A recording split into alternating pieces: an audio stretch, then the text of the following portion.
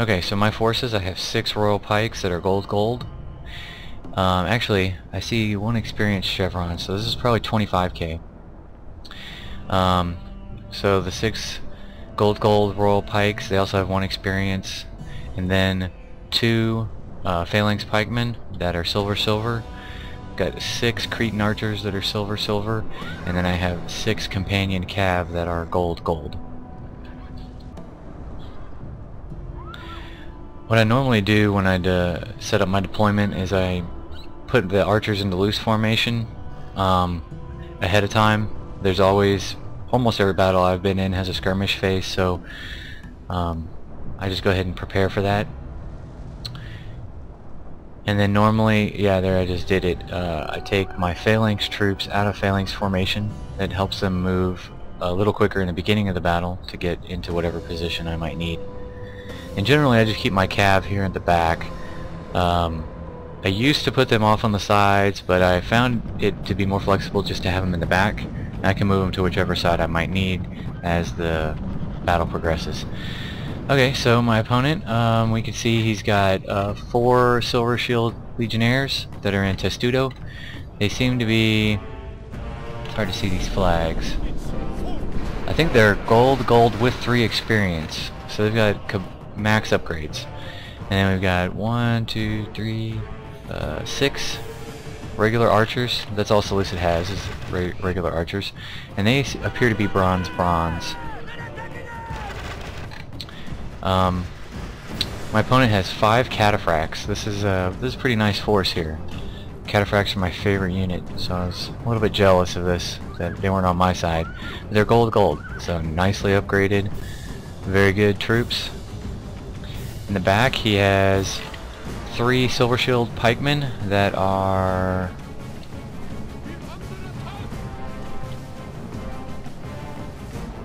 gold with 3 experience, so those are heavily upgraded. And then 1 unit of Greek cav that is silver. Alright, so I have kind of a standard deployment. This is typical of what I like to do. I have a front line, and then I've got 1 to 2 units in reserve. These I happen to put kind of on my flank, the phalanx pikemen on my flanks. We've begun the skirmish phase here. I've definitely got an advantage in this. I've got Cretan archers that are kind of an elite to his basic archers. We both have 6 units, and I think in upgrades they're about equal silver, but I have the better troops there. I was also noticing with my opponent's deployment, this is really odd. Not so much that he put his legionnaires into Testudo. I guess that's okay. I don't really use Testudo that often. I've never really found much use for it. But that they're so far apart, because in this layout, if I were to advance and engage him, these units can't support each other at all. I could just easily alienate 1 or 2 and block them off. And these are also, his pikes back here are spread out far from each other as well. So I think this was not a good decision by my opponent on his deployment. If it were me, I would have put these a little closer together, and the pikes even not so far behind the legionnaires. Just have the troops to where they're closer together and able to support each other better. So at this point in the battle, as you can see, we're just skirmishing, and I feel that I have the advantage here.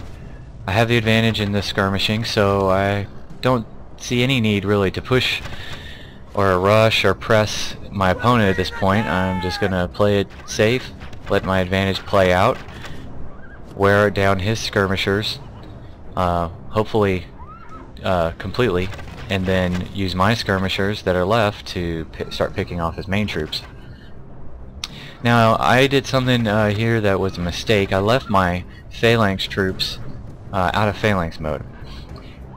I'll come down and let you see the front of them here. You can see when they're in this not in phalanx mode, they're not using their shields. So as you can see, like here I lost 1, here I've lost 2, here I lost 3, and then on the phalanx pikemen here I lost 3, and here I lost 6. So So I lost a number of my phalanx troops unnecessarily. If I had just put them in phalanx mode, I would have lost much less than those few from just being near the skirmishing fight.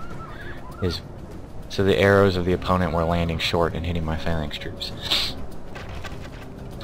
And now at this point, here's what I think is another mistake. My opponent has switched to fire arrows, but his archers are so depleted that most of the units have just a handful of men left.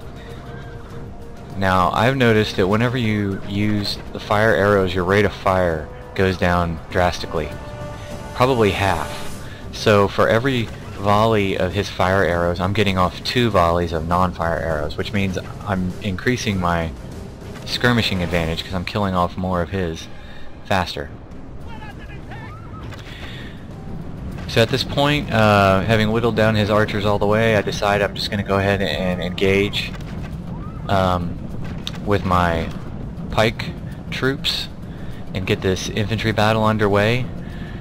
So my opponent, he's forming up his legionnaires, he's bringing his pikemen in behind, and he's doing what I had said should have been done for deployment, right? He's bringing them all closer together. So, and as you can see there, he was launching his Pila from the legionnaires. He's bringing his cataphracts around on this side. He's got 5 fully upgraded cataphracts, and I have 6 mostly upgraded companion cavalry, and I'm bringing over 1 phalanx pikeman. Now I would think my opponent would have the advantage here with 5 fully upgraded companion cataphracts, but I think my opponent made another error here. You'll see this unit switched to mace, but some of these others didn't.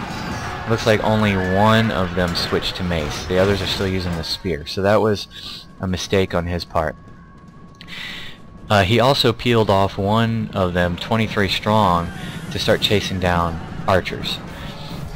In my opinion, if it were me, I would have left that unit over here in the cavalry fight and tried to take out all of my companion cav. He brought his Greek cav around the other side and was harassing my archers that way, so there was really no need, I don't think, to peel off that unit of cataphracts. But he's going to get some nice charges here on my rear. I was chasing off his cataphract component. There you go, that was nice. And then here, cataphracts come in on this side. So Greek cav, cataphracts, rear charge. Royal pikes are elite troops, so they don't break. There you go, you got some charge action there. But these were some nice charges by my opponent. So the little risk reward there, he risked the cavalry fight by pulling these guys out, but then because he did that, he had them over there in position to make these rear charges. Now if he can get my pike troops to break, it may pay off for him, but if they hold out, then he will have sacrificed his cavalry and still lost the infantry fight.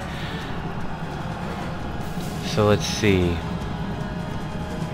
All my companion cav came back and are chasing off his cataphracts. I still have a whole lot of companion cav left, and I've also there goes his general. So he had those rear charges that were pretty nice on my main line here, but my pike troops are still holding out. In fact, on this one edge I had flanked and I had taken out one of his. So he's kind of all clustered in the middle here. You can see 3 units of some legionnaires and pikemen. And it's all 3 right there, and he's got 2 others of his legionnaires and pikemen that are just kind of left here, all clustered in the middle.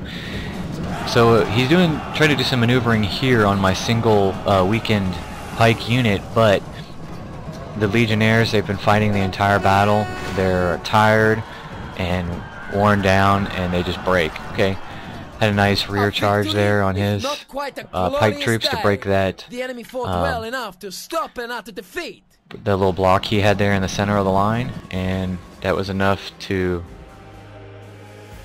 rout the rest of his defense, and he admitted defeat. So as you can see here, a pretty even battle, or a pretty close battle, and a good game to my opponent Menelaus.